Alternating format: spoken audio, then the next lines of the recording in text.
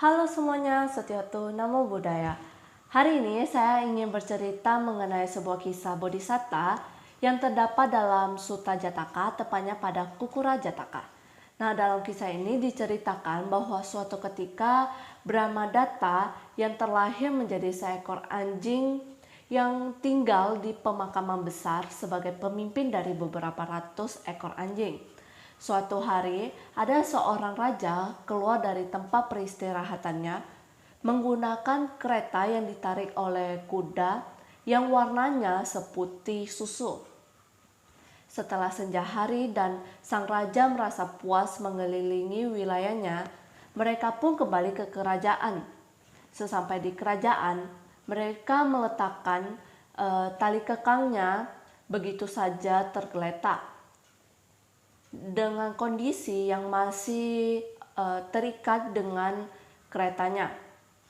Namun sayangnya pada malam hari turunlah hujan sehingga tali kekangnya pun basah dan anjing-anjing yang berada di ruang atas istana pun turun dan menggerogoti tali kekang dan hiasan yang terbuat dari kulit pada kereta tersebut. Pada keesokan harinya, pasukan-pasukan kerajaan melihat kondisi tersebut lalu melaporkan kepada sang raja. Setelah mendengarkan laporan tersebut, sang raja merasa murka dan langsung memerintahkan pasukan-pasukannya untuk membunuh semua anjing-anjing yang mereka lihat. Anjing-anjing tersebut mengetahui bahwa mereka akan dibunuh. Mereka pun pergi ke pemakaman untuk mencari bodhisatta. Sesampai di pemakaman dan bertemu dengan bodhisatta, bodhisatta bertanya, "Apa tujuan kalian datang berkumpul di sini?" Dan mereka pun bercerita kejadian yang terjadi. Setelah mendengarkan cerita yang diceritakan oleh anjing-anjing tersebut, bodhisatta berpikir, bagaimana cara anjing-anjing bisa masuk ke dalam istana, padahal istana dijaga ketat. Harusnya itu adalah anjing-anjing yang berada di dalam istana tersebut. Nah, dengan adanya kasih sayang dan dibekal 10 kesempurnaan dalam dirinya, sang bodhisatta pun langsung pergi ke kerajaan untuk mencari raja dengan seorang diri tanpa ada pendamping siapapun. Nah, sesampai di kerajaan, tanpa basa-basi, bodhisatta menanyakan banyak hal kepada sang raja.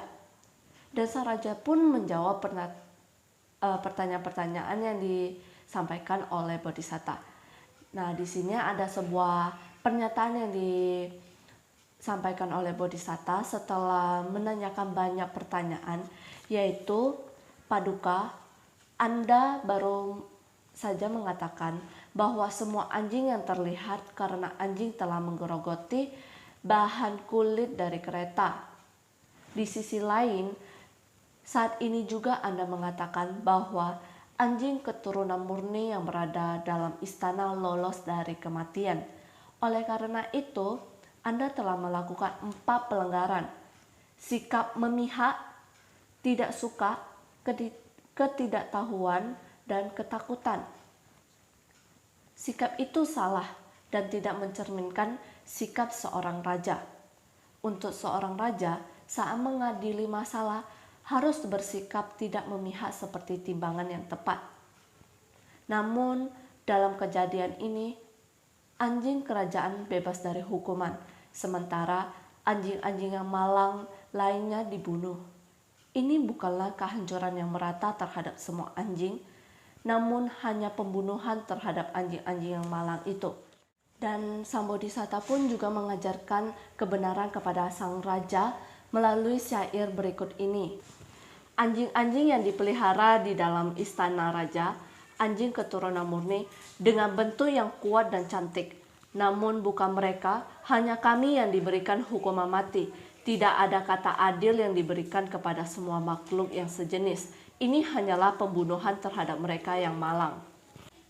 Setelah mendengarkan syair tersebut, sang raja pun bertanya kepada bodhisatta, apakah bodhisatta dengan kebijaksanaannya bisa mengetahui siapa pelakunya. Dan bodhisatta pun menjawab, "Iya, Saya tahu siapa pelakunya. Pelakunya yaitu anjing yang berada di istana. Setelah mendengarkan jawaban dari Bodhisatta, sebenarnya sang raja belum percaya dengan kata-kata Bodhisatta dan meminta Bodhisatta untuk membuktikannya. Setelah dibuktikan oleh Bodhisatta, dan sang raja pun memberikan penghormatan kepada Bodhisatta, dan Bodhisatta mengajarkan kebenaran dalam 10 syair mengenai keadilan. Dan pada akhirnya dengan mematuhi ajaran yang diajarkan oleh Bodhisatta, sang raja pun melakukan amal dan perbuatan baik selama sisa hidupnya, dan setelah meninggal ia pun terlahir di alam dewa, dan Bodhisatta juga hidup hingga usia lanjut, dan setelah meninggal dunia terlahir di alam bahagia. Itu saja singkat cerita mengenai kisah Jataka. Dari cerita itu dapat kita petik bahwa dalam mengambil sebuah keputusan perlu kita bijaksana dalam mengambilnya, supaya tidak terjadi ketidakadilan untuk satu makhluk dan makhluk lainnya.